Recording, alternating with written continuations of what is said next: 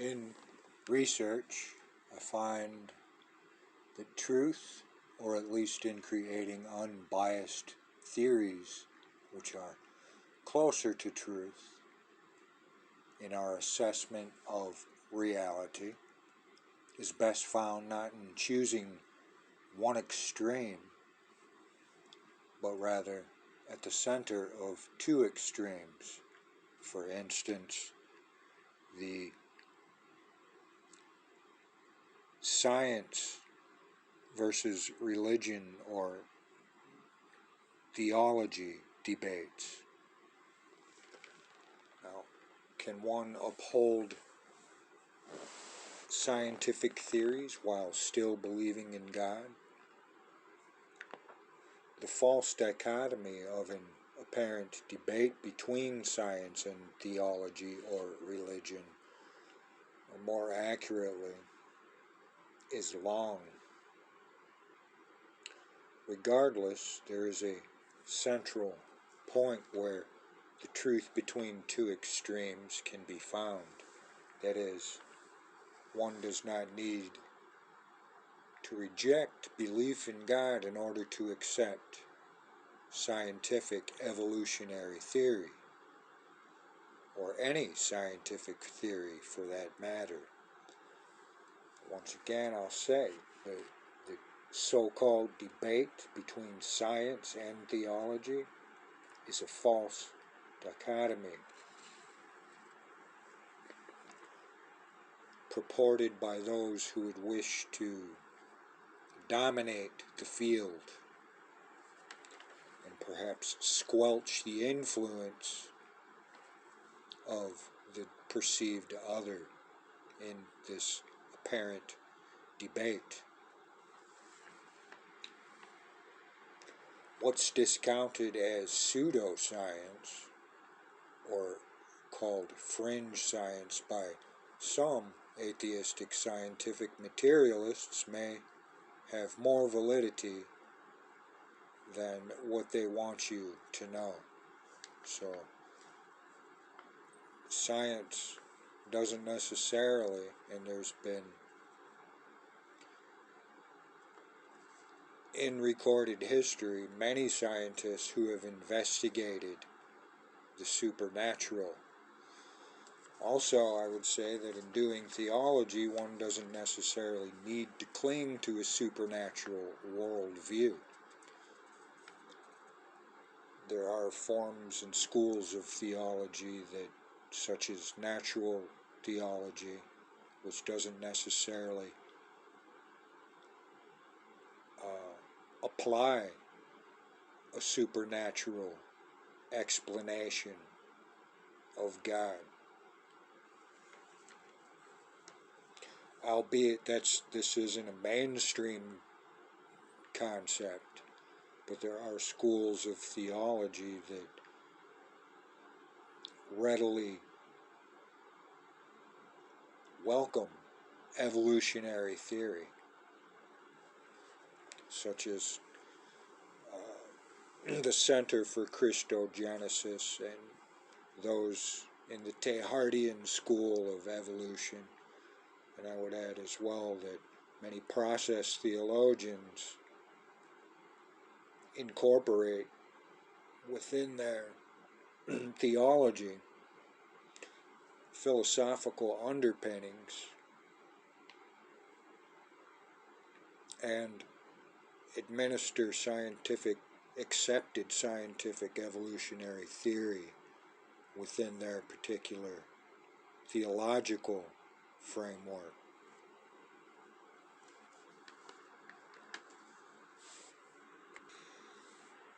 So the answer to the question, can one believe in God and science? The answer is yes. In fact, I have a list of 25 famous scientists who believed in God in one way or another, although perhaps not necessarily adhered to the mainstream theology of the times that they lived in. They did nevertheless, in one way, shape, or form, believe in a higher power of some sort. There is a central point where the truth between two extremes in choosing science over religion, or religion rather than science, where the truth can be found. Whatever preconceptions one may have, one need not have to choose between them. That is the point. In fact, science, philosophy, and theology have much to contribute to one another. Neither can go very far in isolation. So, with the unified view in mind, namely that of symbiotic panentheism, as we've discussed in previous posts, within the concept of a universal philosophy, many scientists throughout history have in their own minds already to an extent reconciled their theories with their preferred theological thoughts about the God-world relationship. Some accept natural theology more readily, perhaps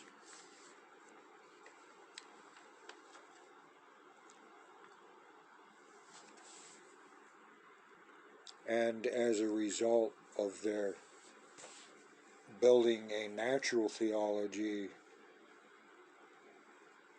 the result, they reject the idea of supernatural altogether, and that's something that I personally don't recommend, because that could very well be in a category all by itself. One can study God in its supernatural aspects, or one can study the metaphysical within philosophical confines, or even within scientific study. Many scientists have studied what they've called supernature, or the supernatural. In fact, it's a category or school of thought known as parapsychology, or paranormal, or metaphysical study. Most classical theists embrace the concept of a fully and altogether supernatural deity, emphasizing his transcendence, and that God is wholly transcendent, while rejecting all scientific evolutionary theories as purely false. But there is a middle ground. That's the point that I would make, that I would suggest in looking at the two sides of the debate, where the debate would end, where these can be reconciled into a framework. However, in the middle of these either-or extremes lies the potential for a more holistic approach, and that is that of panentheism within a scientific framework, and a philosophical bridge that allows science and the religions or theologies to communicate more openly. It is possible to accept both the natural world as well as most scientific theory and fit it within a theological model, in a worldview that is open to revision, yet doesn't attempt to isolate science from theology or supernature as perhaps a category in which both sciences, parapsychology and theology, can peer into, and of course, according to symbiotic panentheism, this communication takes place within the unified view. Science and theology can have a productive conversation with philosophy on both the scientific and philosophical turfs without contradiction. In this case, metaphysics as a potential mediator between them.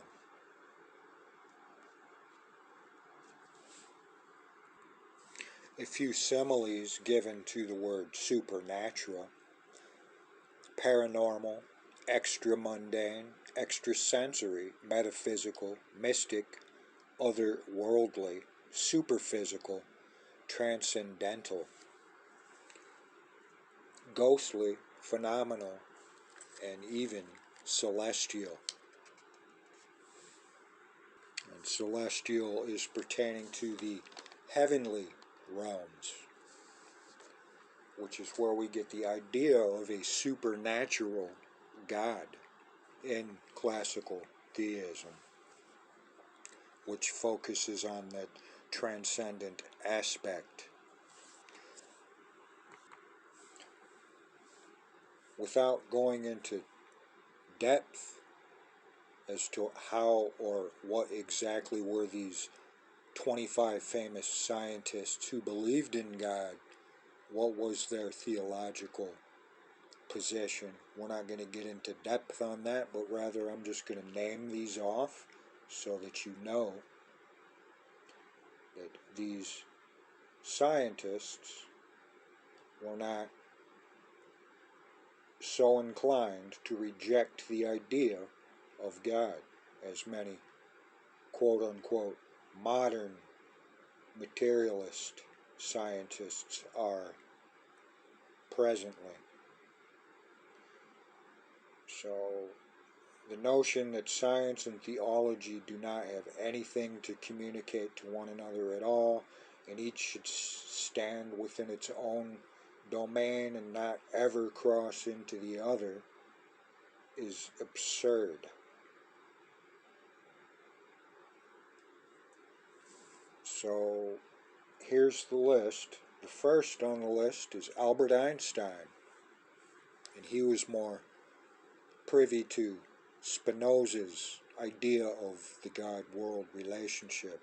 For the most part, Spinoza was a pantheist, not necessarily atheist, or completely rejecting the idea of a God. Some of these you may know, some perhaps not, but I'm going to name a few. The second is Arthur Compton, 1892 to 1962. Blaise Pascal, 1623 to 1662. Ernest Haeckel. Erwin Schrödinger. Schrödinger was also a philosopher. 1887 to 1961. Francis Bacon, 1561 to 1627. Francis Collin. Galileo Galilei. Gottfried Leibniz. Isaac Newton, 1642 to 1727. James Clerk Maxwell, 1831 to 1879. Johannes Kepler, 1571 to 1630. Max Planck, 1858 to 1947. René Descartes, he was also a philosopher, 1596 to 1650. Robert Boyle, Robert A. Millikan. Werner Heisenberg, William Harvey. And there's a few more, but you get the idea that science scientists also believe in God.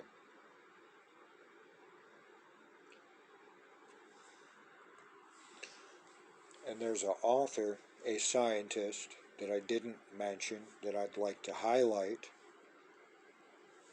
with a few of his works that I'll explain briefly. His name is Lyall Watson, born 12 April 1939 to 25 June 2008, was a South African botanist, zoologist, biologist, anthropologist, and the author of many books, among the most popular of which is the bestseller, SuperNature. Lyall Watson tried to make sense of natural and supernatural phenomena in biological terms. He is credited with coining the hundredth monkey effect in his 1979 book, Lifetide. Later, in The Whole Earth review, he conceded this was a metaphor of my own making. So Lyall Watson was a unique individual, a scientist, who didn't readily discount the supernatural, God, or the concept of spirituality, as many think that science is the one and only way that we can recognize reality or truth, while discounting in many ways philosophy and religions or theology. Lyall Watson wrote on these things quite naturally from a scientific perspective as well. He recognized the existence of phenomenal things, or what you could call supernature, as was the title of his 1973 bestseller. He also wrote Dark Nature, A Natural History of Evil. Now, why would a scientist be interested in that? So this book is another unique book that should be taken into consideration. An explanation: at a time when violence threatens to become epidemic and genocide takes the place of diplomacy in many regions of the world, it is no longer enough to simply dismiss such dark behavior as mere human nature. So this is what motivated Watson to write this material. People need to know why such atrocities and horrors take place, and the usual moral, religious, political, and philosophical explanations have proved inadequate. With Dark Nature, world naturalist Lyall Watson presents a scientific examination of evil.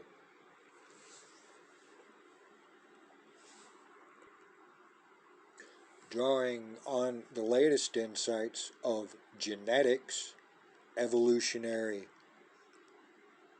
ethology, anthropology, and psychology, he takes the discussion of evil out of the realm of monsters and demons, although not necessarily saying that these things don't exist, to reveal it for what it truly is, a biological reality that may be terrifying but can be controlled. Groundbreaking, fascinating, and eminently readable, Dark Nature is a vital and timely antidote to modern despair. So that's Lyall Watson, scientist, botanist, naturalist, speaking about the nature of evil and the history of evil in his book, Dark Nature. And now, before delving into the highlighted material, SuperNature, and his sequel to SuperNature, Beyond SuperNature, let's look at 10 careers in the paranormal to consider.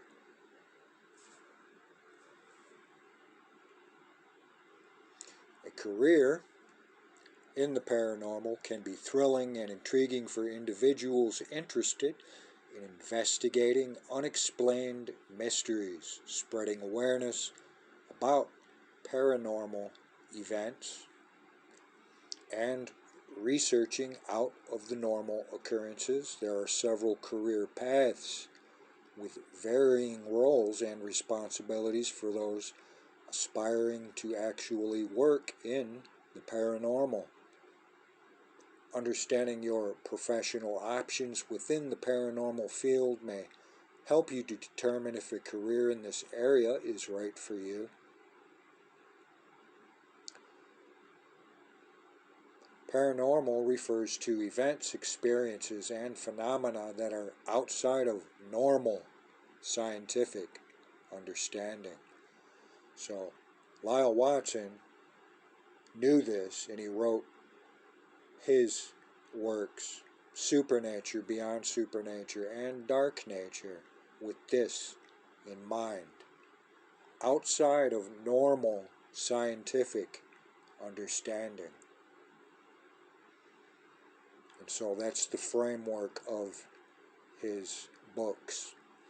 Careers in the paranormal may try to determine the existence of and explain purported paranormal happenings through a series of investigations, research, data collection, and eyewitness testimony. Other careers in the paranormal may try to bring awareness to reported events through storytelling and education. While there are a few career paths that specifically handle the paranormal, there are a few traditional career paths where individuals may choose to specialize in paranormal aspects of their field.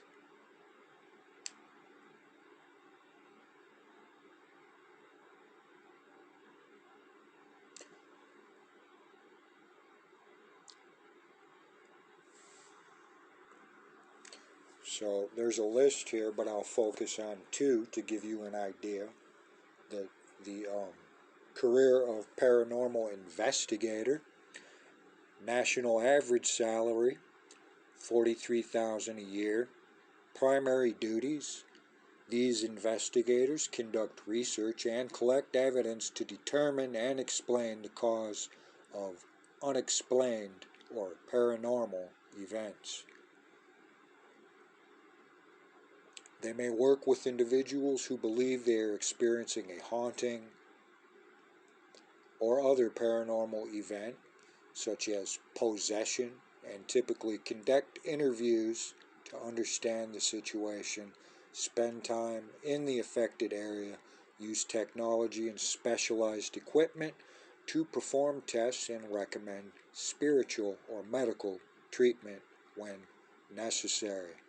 And so, with the recommendation of spiritual treatment, enters the realm of theology. So there you have that. An example of crossing the boundaries that academics has made between science and theology and the study of supernatural or paranormal events. Another is a UFO investigator. This should be interesting.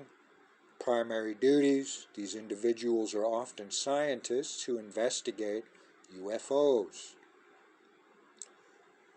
UFO investigators may work independently or for government and military bodies and use radar, sonar, or infrared technologies to detect and evaluate flying objects. Their goal is to determine the origin of the object and whether it presents a threat to national or international security. They may interview eyewitnesses, write reports on their findings, and document evidence through photographs, video, and data collection. Then you have forensic scientist, historian, photojournalist, journalist, cryptozoologist, and these are parapsychologist. These are all careers in the pursuit of paranormal investigation.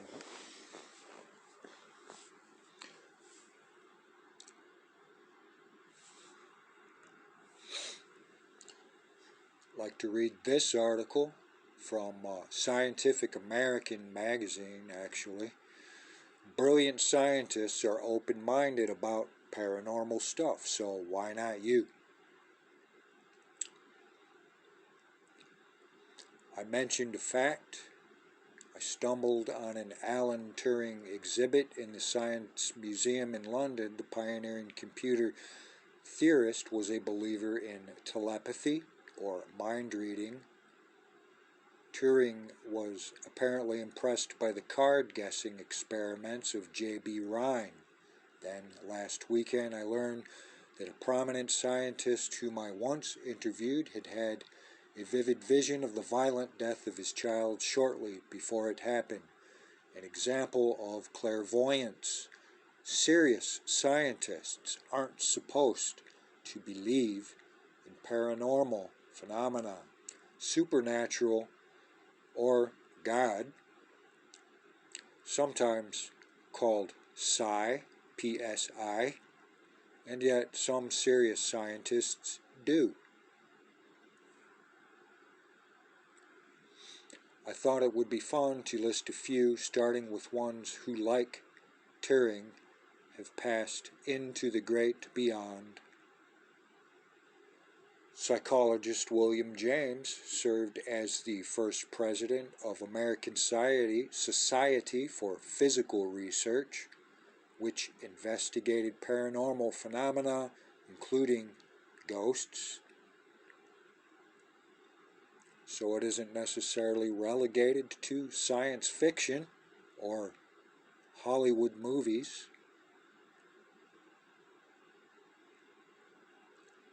In his essay published in the late 1890s, James called a ghost channeling medium, Leonard Piper, a white crow who had shaken his skeptical materialism. I cannot resist the conviction, James wrote, that knowledge appears which she has never gained by the ordinary waking use of her eyes and ears and wits. What the source of this knowledge may be, I know not, and have not the glimmer of an explanatory suggestion to make. But from admitting the fact of such knowledge, I can see no escape. So, when I turn to the rest of the evidence, spirits or ghosts and all, I cannot carry with me the irreversible negative bias of the rigorously scientific mind with its presumption as to what the true order of nature ought to be. I feel as if, though the evidence be flimsy in spots, it may nevertheless collectively carry heavy weight. The rigorously scientific mind may, in truth, easily overshoot the mark. Science means, first of all, a certain dispassionate method. To suppose that it means a certain set of results that one should pin one's faith upon and hug forever is sadly to mistake its genius, and degrades the scientific body to the status of a sect. or orthodox cult. I love James, who throughout his career achieved a rare balance between skepticism and open-mindedness. By the way, he eventually became disenchanted with Piper. The psychiatrist Carl Jung was a much more aggressive proponent of hidden phenomena, notably synchronicity, which consists of coincidences that aren't really coincidences. There seems to be a design in mind that hint at the existence of a hidden reality imbued with profound meaning, where the mental and physical realms interact in ways that conventional science cannot nor will not ever explain, or something along those lines. Jung once described a young woman I was treating had a critical moment, a dream in which she was given a golden sacred. While she was telling me this dream, I sat with my back to the closed window. Suddenly, I heard a noise behind me, like a gentle tapping. I turned round and saw a flying insect knocking against the window pane. From the outside, I opened the window and caught the creature in the air as it flew in. It was the nearest analogy to a golden scarab one finds in our latitudes, a beetle, the common rose chafer, which, contrary to its usual habits, had evidently felt the urge to get into a dark room at this particular moment. I must admit that nothing like it ever happened to me before or since. Although he ruled out God, Jung's supposedly hard-headed mentor, Freud, did not rule out telepathy. He expressed greater conviction about telepathy privately than he did publicly, because probably at that time many of these ideas were being suppressed. According to Esoteric and Freud, an essay by philosopher David Livingstone Smith,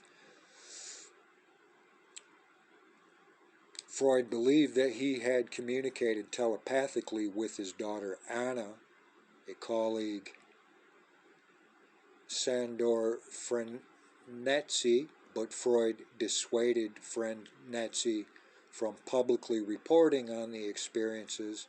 In a 1922 paper, however, Dreams and Telepathy, Freud proposed as incontestable that sleep creates favorable conditions for telepathy. Freud once compared telepathy to telephony, unimpressed that two psychiatrists and a psychologist had occult sympathies.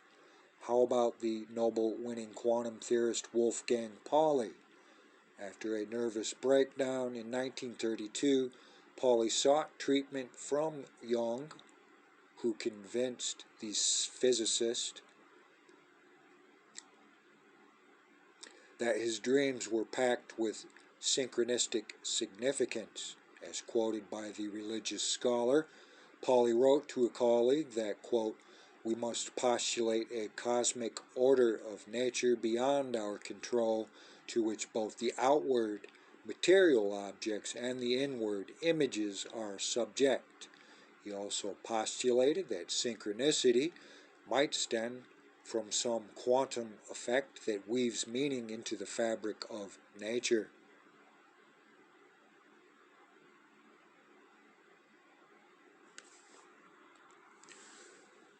Two accomplished living physicists who believe in extrasensory perception are Freeman Dyson and Brian Josephson. As mentioned, Dyson had written that paranormal phenomena are real but lie outside the limits of science.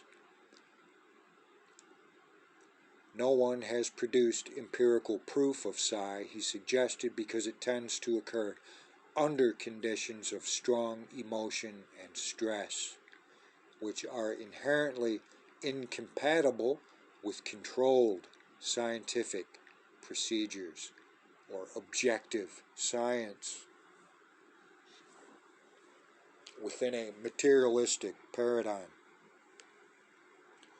Josephson won a Nobel Prize in 1973 when he was only 33, and since then he has become an aggressive proponent of research on psychic phenomena.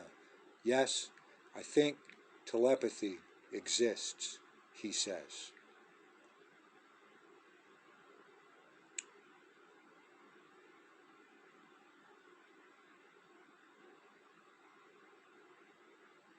A 1991 poll of members of the National Academy of Sciences found that although 10% thought it was worth investigating, my guess is that many more scientists believe, at least tentatively, in paranormal phenomena, but they are loath to disclose their views for fear of harming their reputations and even science as a whole.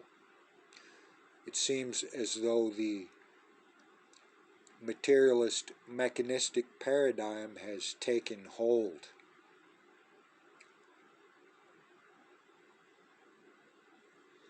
And created its own biases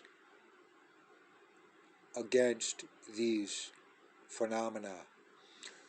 As Turing noted, paranormal phenomena such as telepathy and telekinesis seem to deny all our usual scientific ideas.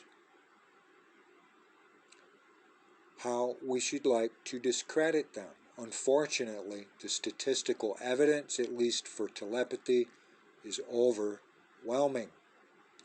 It is very difficult to rearrange one's ideas so as to fit these new facts in.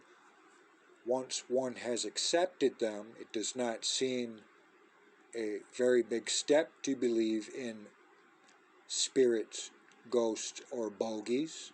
The idea that our bodies move simply according to the known laws of physics together with some others not yet discovered but somewhat similar would be one of the first to go. Should the fact that Turing took psi seriously mean that the rest of us should too? Not necessarily, but I wouldn't be so quick to discount supernature.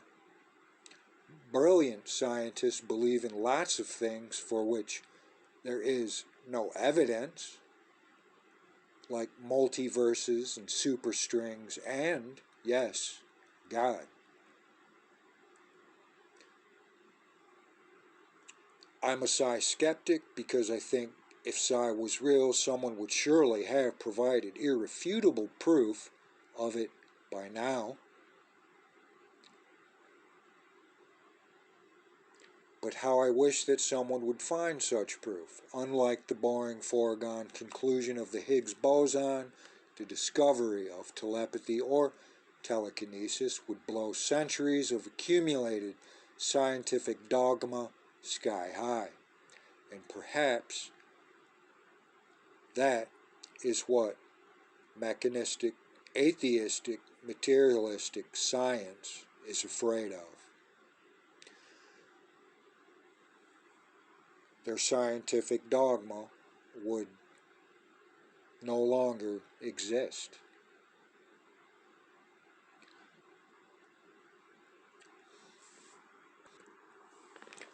At least not in the sense of being superior or over and above, or being the only frame of reference that we can gauge all known reality, or unknown for that matter, visible things or invisible.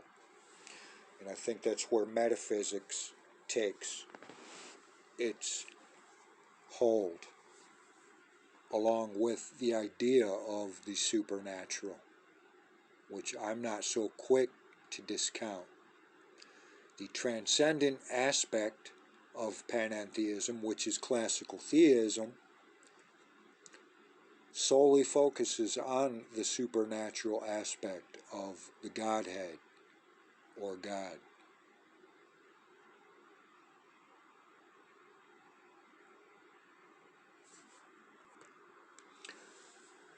Another, I wouldn't call this necessarily a full book. It's more like a pamphlet or a booklet in booklet form, but it's nevertheless very informing on the subject of science and its relationship to philosophy and or theology, or perhaps the lack of such relationship. And that's what this particular book is about, from author James Tunney. It's called Empire of Scientism, the Dispiriting Conspiracy and Inevitable Tyranny of Scientocracy.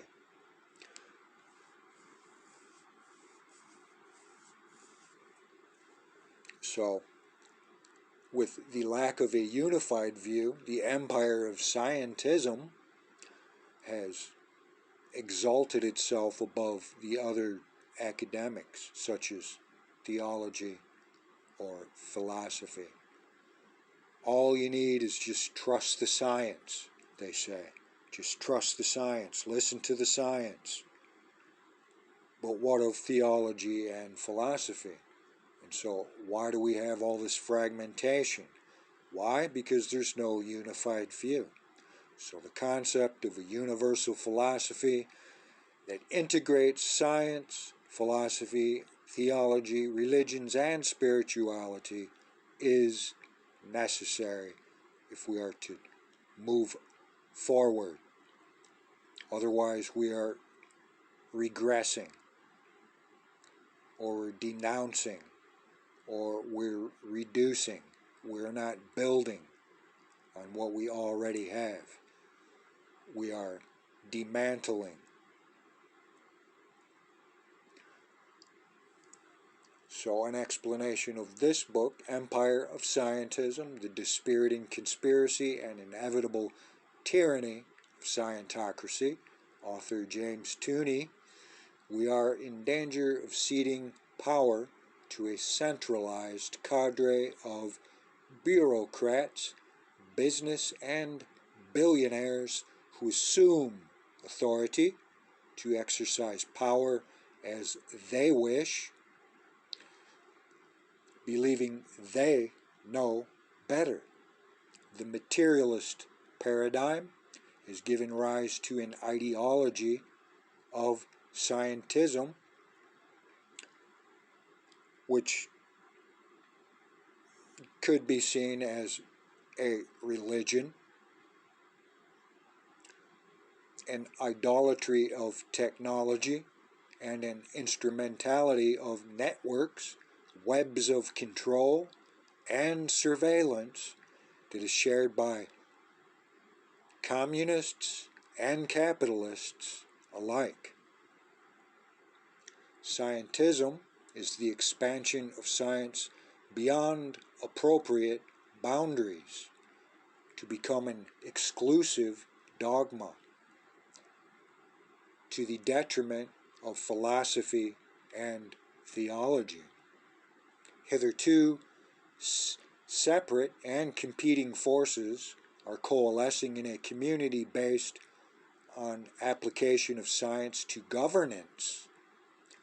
Some scientists have described this movement towards a scientific world government, unquote. Now we are told that such things are delusions. The emergent empire of scientism will be hostile to religion, and in many ways we can already see this occurring. Spirituality and human rights, and will promote transhumanism, posthumanism, and represent the demise of Homo sapiens. Under the guise of science knows best. there will be the resulting conditions as conceived by certain mainstream scientists and their compadres. Unless we wake up and embrace our spiritual consciousness, we are doomed to suffer a totalitarian regime or global tech government before our demise. This book, Empire of Scientism, The Dispiriting Conspiracy and Inevitable Tyranny of Scientocracy, better described as a pamphlet. Pamphlets have been relevant at times in the history to focus on a central issue in a way that advances a particular argument or engenders discussion. So author James Tunney puts forth his work, The Dispiriting Conspiracy and Inevitable Tyranny of Scientocracy.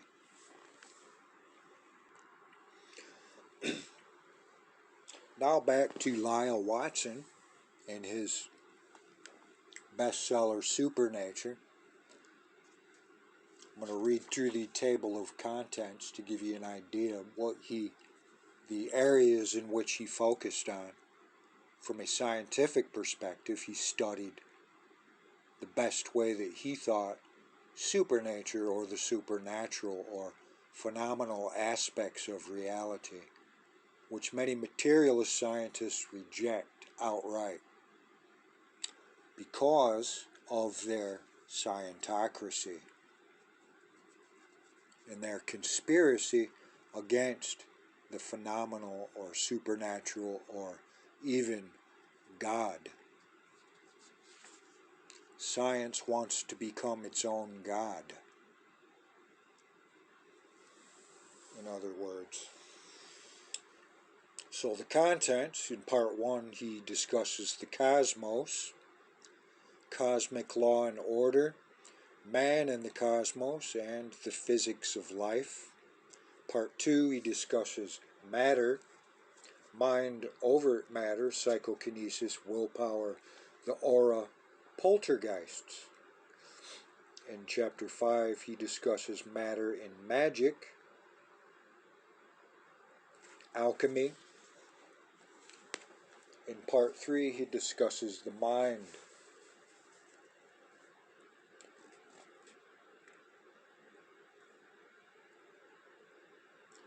Dreams, hallucination, hypnosis, autosuggestion,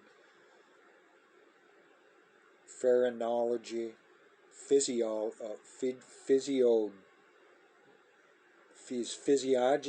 something like that.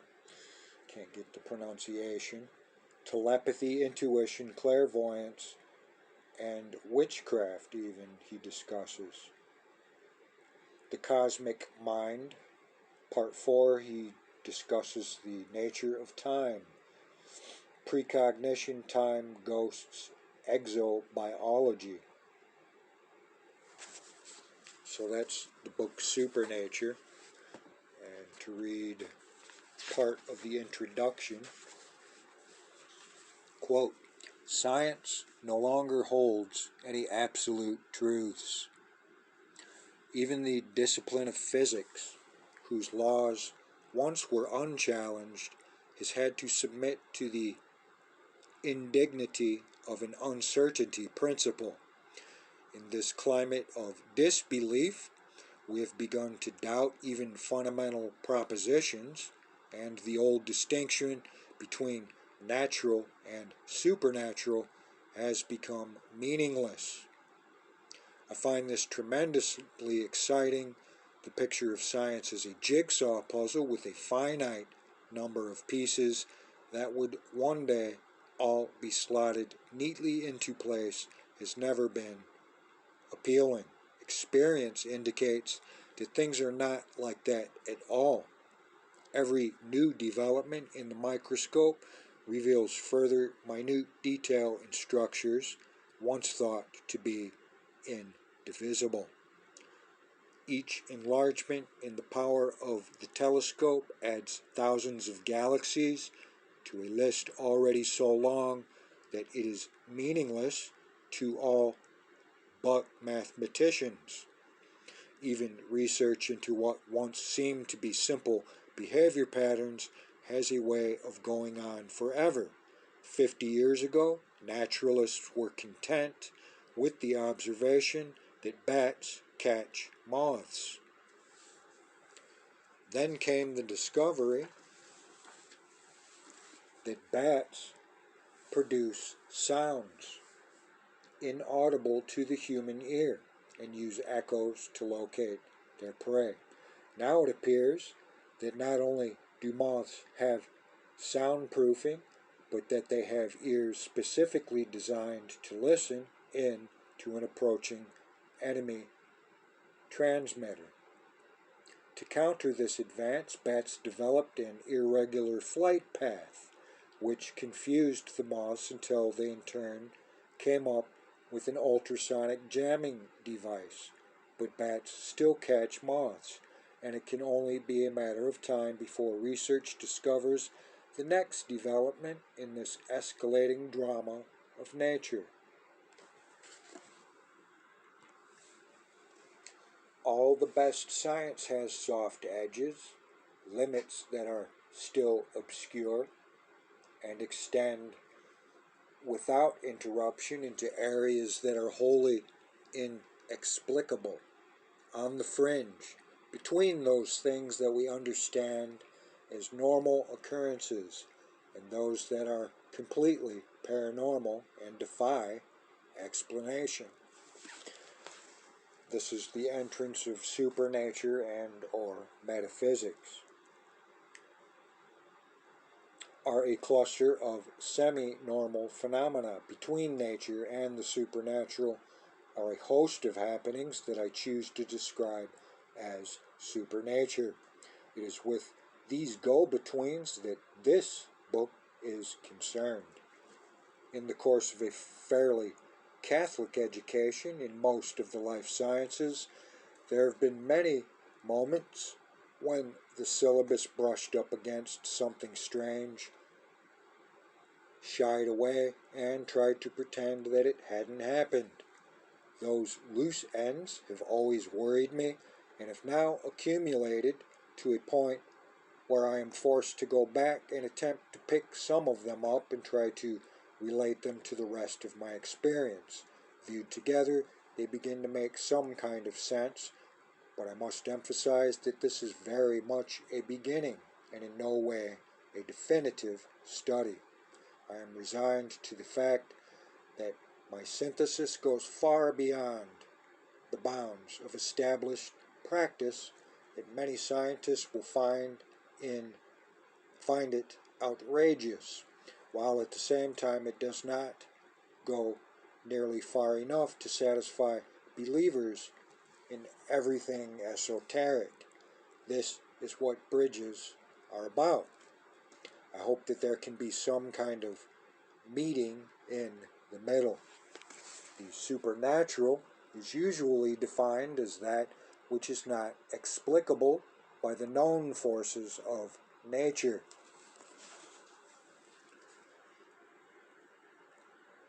Once again, I would add that the choice between natural and supernatural, there need not be the choice of choosing one over another. Both can exist simultaneously within the same universe. Supernature knows no bounds. Too often we see only what we expect to see. We see what we want to see. We believe what we want to believe. Our view of the world is restricted by the blinkers of our limited experience, but it need not be this way. Supernature is nature with all its flavors intact, waiting to be tasted. Perhaps nature undiscovered. I offer it as a logical extension of the present state of science, as a solution to some of the problems with which traditional science cannot cope. And as an analgesic to modern man, I hope that it will prove to be more than that. Few aspects of human behavior are so persistent as our need to believe in things unseen, and as a biologist, I find it hard to accept that this is purely fortuitous. The belief, or the strange things to which this belief is so stubbornly attached, must have real survival value. And I think that we are rapidly approaching a situation in which this value will become apparent. As man uses up the resources of the world, he is going to have to rely more and more on his own. Many of these are at the moment concealed in the occult or esoteric, a word that simply means secret knowledge, and is a very good description of something that we have known all along but have been hiding from ourselves or repressing. This natural history of the supernatural is designed to extend the traditional five senses into areas where others have been operating undercover. It is an attempt to fit all of nature, the known and the unknown, into the body of supernature, and to show that of all the facilities we possess, none is more important at this time than a wide-eyed sense of wonder. Lyall Watson, Ph.D., Ios, Greece, 1971. So my main point is you can read books by authors like Richard Dawkins and Christopher Hitchens and so forth, but you need to realize also that there's literature out there that doesn't necessarily reject the ideas that Dawkins and others do. These are mainstream materialist atheist scientists, and there is a very small aspect of the whole. So if you're looking at metaphysics and philosophy as well, you need to understand that there's far more in heaven and earth than your philosophy. I believe that's a quote. I'm not sure. I think it's William Shakespeare said that. Either way, there's more to life than meets the eye, and this is supernature, or metaphysics. Lyall Watson also wrote Beyond Supernature, a new natural history of the supernatural, which is the sequel, where he expounds many of his original thoughts and emphasizes more of his research into this area. A thought-provoking look at the world of the supernatural that shows how many paranormal events can be explained by what we already know or don't know about the natural world. Scientist and rationalist Lyall Watson, the author of million-copy bestseller SuperNature, reveals the inconsistencies, blank spots, and soft edges in current scientific theory. And I would say that those soft edges are marginalizing what they would consider to be fringe for the exalting of the scientocracy or scientism or natural materialism as the only pertinent worldview that one should accept. Rejecting supernatural altogether isn't Watson's appeal. So that make the existence of the supernatural not only an intriguing possibility, but a necessary and perfectly logical part of our explanation of the workings of the universe. You must admit there's a lot that science does not or cannot understand with its limits. But to go beyond those limits, we must look at this category, supernature. Examining breakthroughs in science from biology to biofeedback, from quantum physics to paraphysics, the author, Lyall Watson, proposes a revolutionary synthesis of nature and supernature. Also, panentheism. Pantheism is the natural aspect, and the theism is the supernature aspect of the panentheistic metaphysical ontological perspective. It's a synthesis of the natural and the supernatural, or the immanent and the transcendent. In other words, Watson offers surprising insights into such unexplainable phenomena as telepathy, reincarnation, synchronicity, ghosts, spirits, poltergeists, evolutionary intelligence, and other mind-bending questions challenging science today. Beyond Supernature is a groundbreaking new chapter in the never-ending search for reality. It is a book for everyone who can still look at the world with common sense and wonder.